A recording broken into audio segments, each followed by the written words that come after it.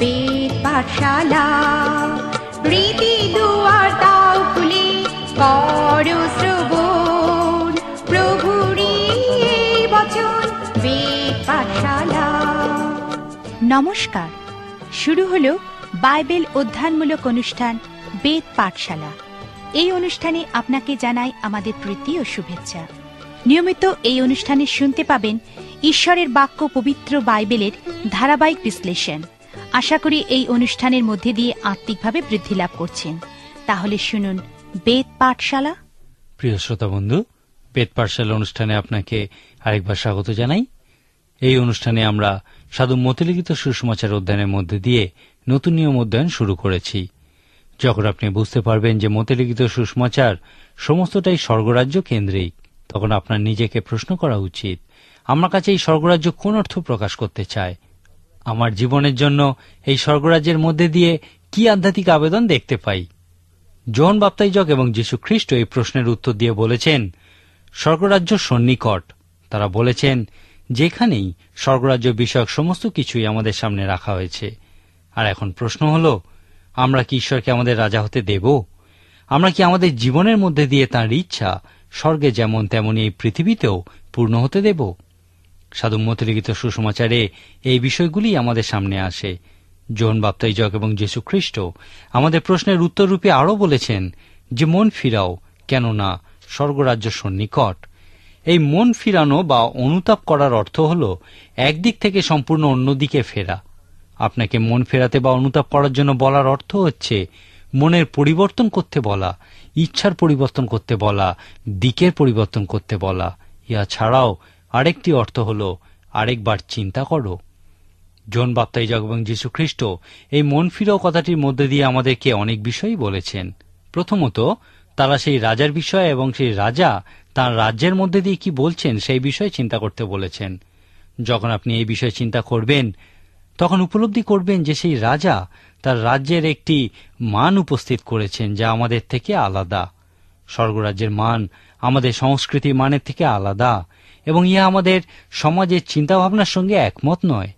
অতএব মন ফেরানোর প্রথম পদক্ষেপ রূপে আপনাকে আপনার অপরাধ স্বীকার করতে হবে। আপনাকে মেনে নিতে হবে যে আপনার মান খ্রিস্টের মানের সঙ্গে এক নয়। খ্রিস্টের মান আপনার মধ্যে অনুপস্থিত। আজকের দিনে বিভিন্ন যুদ্ধের সময়ে হাজার হাজার মানুষ নিহত হয়, শহরের পর শহর ধ্বংস হয়, আর এই বিষয়গুলি প্রশ্ন করে, আমাদের মান কি প্রকৃতপক্ষে আমাদের রাজার মানের থেকে আলাদা নয়? পর্বতে দত্ত উপদেশে যীশু খ্রিস্ট বলেছিলেন, যে কেহ তোমার দক্ষিণ গালে চড় মারে, অন্য গাল তাহার দিকে ফিরাইয়া দাও, এবং তোমার দুষ্টের প্রতিরোধ করিও না। এই শিক্ষা শোনার পর আপনার মনে হতে পারে যে এই শিক্ষা পালন করলে অন্যেরা হয়তো আপনাকে হত্যা করবে। তারপর রাজা আপনাকে বলবেন যে তুমি আমার জন্য মৃত্যুবরণ করতে পারো, এমন সিদ্ধান্তই কি নাওনি? আমি শুধুমাত্র তোমাকে বলছি কোথায়, কিভাবে এবং কি কারণে তোমাকে মৃত্যুবরণ করতে হবে। যখন তিনি আপনাকে সেই রাজ্যের বিষয়ে বলবেন, তখন তা শুনুন, এবং যদি তা আপনার নিরূপিত মানের সঙ্গে না মেলে, তাহলে পবিত্র আত্মার শক্তিতে আপনার দোষ স্বীকার করুন। মন ফিরানোর পরবর্তী পদক্ষেপ হল পরিবর্তিত হওয়া, নিজের মান ত্যাগ করে রাজার মান স্বীকার করা। যখন আপনি খ্রিস্টের মণ্ডলীর বিষয়ে বুঝতে পারবেন, তখন উপলব্ধি করবেন যে যীশু খ্রিস্টের মণ্ডলীর অংশ হওয়ার অর্থ হল আমি সেই রাজ্যেরও অংশ, অর্থাৎ আপনি এই পৃথিবীতে দৃশ্যমান সেই সমস্ত কিছুর অংশ যা প্রকাশ করে ঈশ্বর কি এবং স্বর্গীয় মাত্রায় তাঁর ইচ্ছা কি। এই ক্ষেত্রে আপনাকে আপনার জীবন মূল্যরূপে দিতে হবে। যখন আপনি প্রকৃতই স্বর্গরাজ্যের বিষয় জানতে পারবেন, তখন উপলব্ধি করবেন যে আপনাকে একদিন এই স্বর্গরাজ্যের মানের জন্য মৃত্যুবরণ করতে হবে। এই মন ফিরাও কথাটির বাস্তবগ্রাহ্য প্রয়োগ বা আবেদন হল, সেই রাজ্যের বিষয়ে চিন্তা করো, যীশু খ্রিস্টের শিক্ষার মধ্যে দিয়ে তোমার দোষ স্বীকার করো, যীশু খ্রিস্টের মান ও শিক্ষার প্রতি পরিবর্তিত হও। একজন বিখ্যাত ব্যক্তি খ্রিস্টের মণ্ডলীর বিষয়ে বলেছিলেন যে এই মণ্ডলী হল একদল মানুষ যাদেরকে তিনটি শক্ত বাধা পার হতে হয়। প্রথম বাধা হল মতিলিখিত সুসমাচারে যীশু খ্রিস্টের শিক্ষানুযায়ী সেই রাজ্যের নীতির প্রতি পরিবর্তিত হওয়া। দ্বিতীয় বাধা হল একত্রিত হওয়া। স্বর্গরাজ্যে একা থাকার কোনো স্থান নেই। পবিত্র শাস্ত্র বলে আমরা একই দেহে বিভিন্ন অঙ্গ প্রত্যঙ্গ এবং পরস্পরের সঙ্গে সম্পর্কযুক্ত। যখন একটি অঙ্গ আঘাত পায় তখন সকল অঙ্গই যন্ত্রণা অনুভব করে। অতএব আমাদের সামনে বড় পরীক্ষা হল পরিবর্তিত হওয়ার পর একত্রিত থাকা। তৃতীয় বাধাটি হল এগিয়ে চলা বা বৃদ্ধি পাওয়া। স্বর্গরাজ্য সম্পর্কে প্রকৃতই বোঝার পর এগিয়ে চলা যায়। আপনি উপলব্ধি করবেন যে মণ্ডলীর কাজই হল সেবা করা, এবং তা আপনাকে যাওয়ার কথাই বলে। আপনি রাজা সেই কথা শুনতে পাবেন, জগতের প্রান্ত পর্যন্ত যাও এবং আমার কথা প্রচার করো। এখানেই মতে লিখিত সুসমাচারের ভূমিকা অধ্যয়ন শেষ। এখন আমরা এই সুসমাচারের বক্তব্যের বিষয়ে আলোচনা করব। লক্ষ্য করুন যে এই সুসমাচার শুরু হয়েছে যীশুখ্রিস্টের বংশতালিকা বর্ণনার মধ্যে দিয়ে। সাধু মথি যীশুখ্রিস্টকে জিহুদীদের কাছে তাদের রাজারূপে উপস্থিত করেছেন।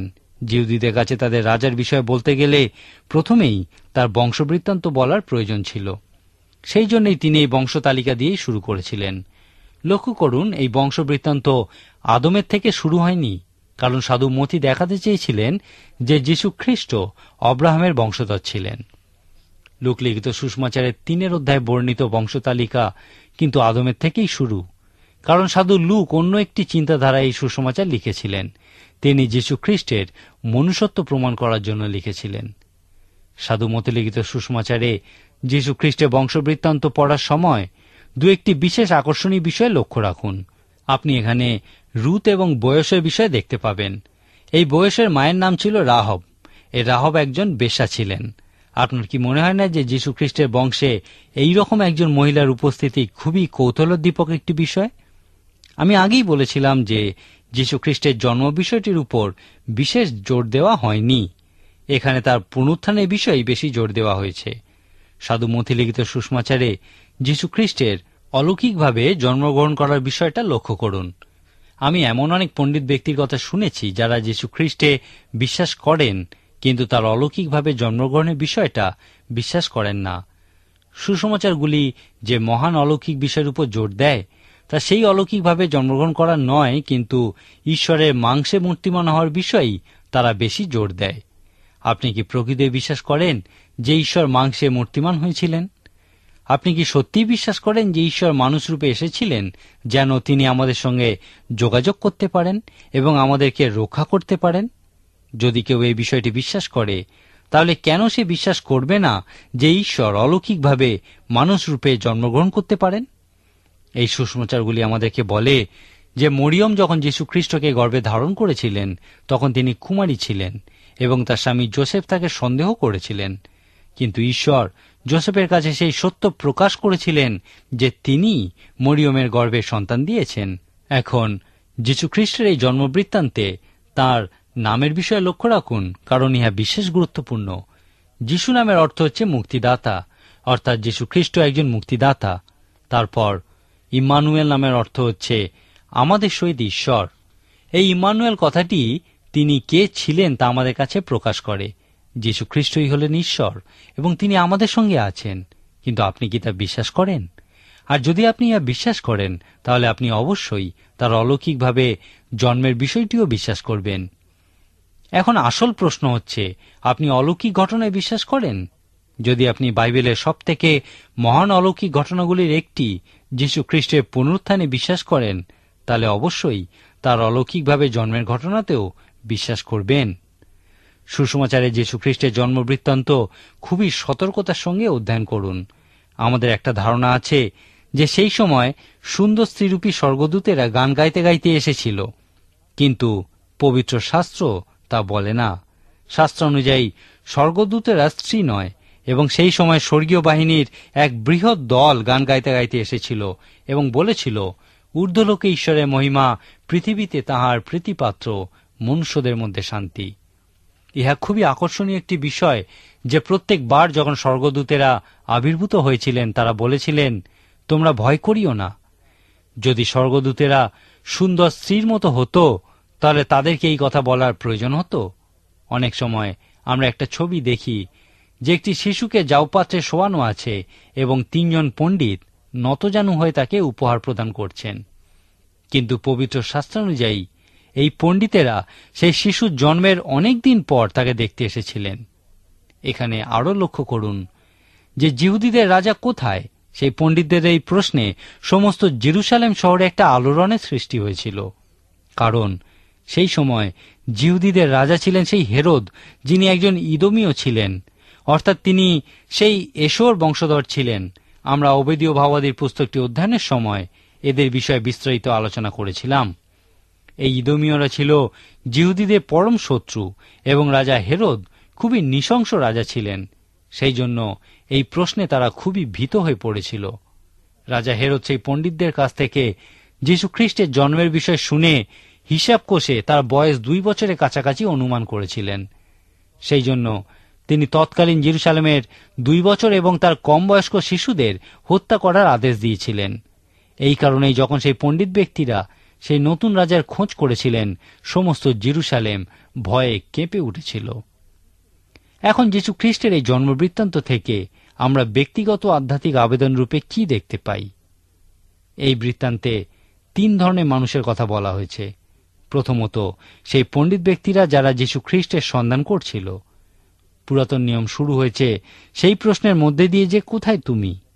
পুরাতন নিয়ম যতক্ষণে আপনাকে দেখাবে যে আপনি কোথায়, ততদিনে আপনি সেই দ্বিতীয় প্রশ্নের জন্য প্রস্তুত হয়ে যাবেন যে কোথায় তিনি। আমার একজন মুক্তিদাতার প্রয়োজন, কোথায় তিনি? এইভাবেই নতুন নিয়ম শুরু হয়েছে। এখানে দ্বিতীয় যে ধরনের মানুষ দেখতে পাবেন তারা হলো ধর্মভীরু মানুষ। এই লোকেরা পবিত্র শাস্ত্র থেকে যীশু খ্রিস্টের বিষয়ে সমস্ত কিছুই জেনেছিলেন, কিন্তু ব্যক্তিগত স্বার্থের জন্য তারা যীশু খ্রিস্টকে পছন্দ করত না। তারা যীশু খ্রিস্টের আগমনের কারণে ভীত হয়ে পড়েছিল। তৃতীয় ধরনের মানুষেরা হলেন রাজা হেরোদের মতো মানুষ। আপনি কি জানেন আজকের দিনেও এই পৃথিবীতে ওই 3 ধরনের মানুষই আছেন? আজকের দিনেও এমন অনেক মানুষ আছেন যারা যীশু খ্রিস্টকে এবং তাঁর শিষ্যদের প্রত্যেককেই ঘৃণা করেন। এই 3 ধরনের মানুষের মধ্যে আপনি কোনজন? যীশু খ্রিস্টের জন্মবৃত্তান্ত থেকে আমার আপনার জীবনের জন্য ব্যক্তিগত আধ্যাত্মিক আবেদন রূপে আমরা ইহাই দেখতে পাই। যখন মানুষ স্বেচ্ছায় তাদের জীবনে খ্রিস্টকে অধিকার দেয়, তখন যীশু খ্রিস্ট তাদের সমস্ত সমস্যার সমাধানে পরিণত হন। খ্রিস্টের জন্মবৃত্তান্তে যেমন সেই মেষপালকেরা এবং পণ্ডিতেরা রাজার প্রতি তাদের আনুগত্য দেখিয়েছিলেন, আপনি কি চিন্তা করছেন? আপনি কি আপনার জীবনে রাজার অন্বেষণ করছেন এবং রাজারূপী খ্রিস্টকে স্বেচ্ছায় আপনার জীবনের অধিকার দিতে চান এবং ঈশ্বরের সেই রাজ্যের অংশে পরিণত হতে চান? সিদ্ধান্ত আপনাকেই নিতে হবে। আজকের মতো তাহলে এখানেই শেষ করি। আগামী দিন অবশ্যই আমাদের সঙ্গে এই অনুষ্ঠানে উপস্থিত থাকুন। ঈশ্বর আপনার মঙ্গল করুন। প্রিয় শ্রোতা বন্ধু, যদি বাইবেল সম্পর্কে বিস্তারিতভাবে জানতে চান তাহলে আমাদের ঠিকানায় যোগাযোগ করুন। আমাদের ঠিকানা হল বেদ পাঠশালা, বিশ্ববাণী, পোস্ট বক্স নম্বর 16925, কলিকাতা 700034। আবার বলছি, বেদ পাঠশালা, বিশ্ববাণী, পোস্ট বক্স নম্বর 16925, কলিকাতা 700034। নমস্কার।